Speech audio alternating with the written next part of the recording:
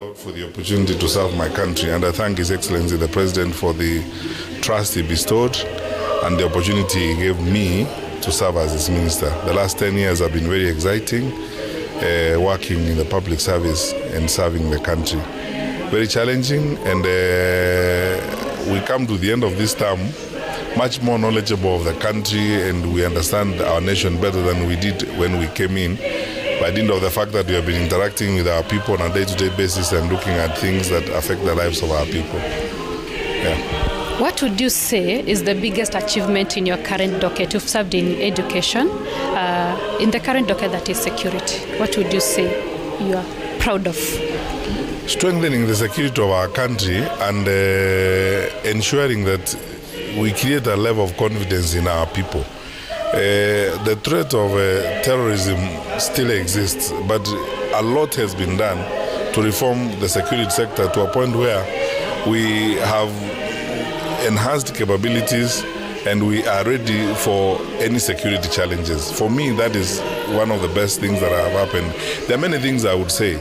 I mean, the way we have created the digital data sets, the registration of persons that has improved, the issuance of passports that has improved from 5 or 6 days it used to be in the past, 1 day today, creating about 13 different new sites of issuing passports outside Kenya and in Kenya.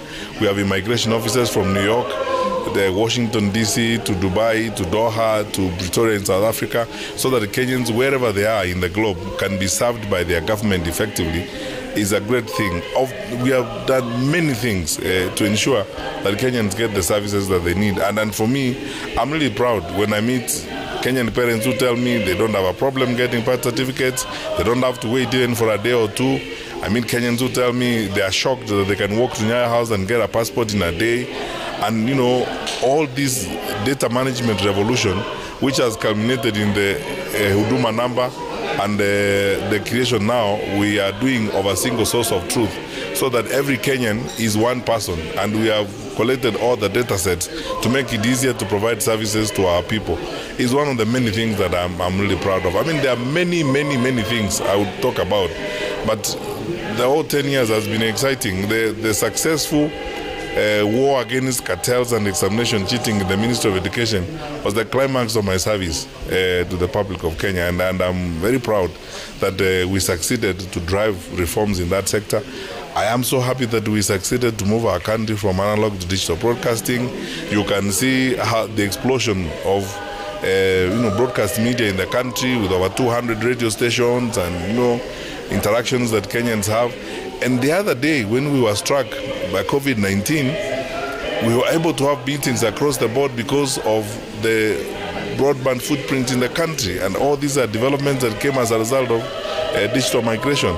So the 2 terms I've served with under President Uhuru Kenyatta have been probably the most exciting time in my life. Yeah. You also chair of the Development Committee, and would you say that President Kenyatta has kept his promise in terms of bringing development to the country and ensuring that all the projects that he started are implemented and to the benefit of Mwananchi? Quite frankly, the president has more than kept his promise. He has overperformed. Because when you look at the Jubilee Manifesto of 2013 and look at what has happened, it's shocking. The president has overperformed and overkept the promise. It was not just a matter of keeping the promise and sticking to the manifesto and the promises he made to the country. He has exerted himself and galvanized his administration to provide services to the people of Kenya. And he has moved our country to a totally new level.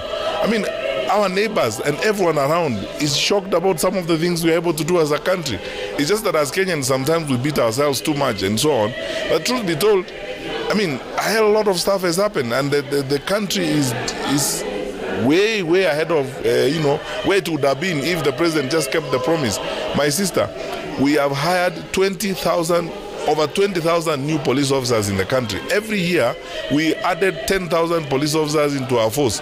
For the 10 years, it's almost 100,000 police officers we have brought in. We moved our ratio from 1 police officer to the population, 1 to 900 to 1 to 600. And then if you look at the special formations we have in the security sector right now, we are able to police our country very effectively. As I speak to you right now, My security sector has got 26,000 brand new vehicles moving around the country through the motor vehicle leasing program. I can reach every part of the country because every county commissioner, every deputy county commissioner, and every administrator is able to move around. You could not talk about this in 2013.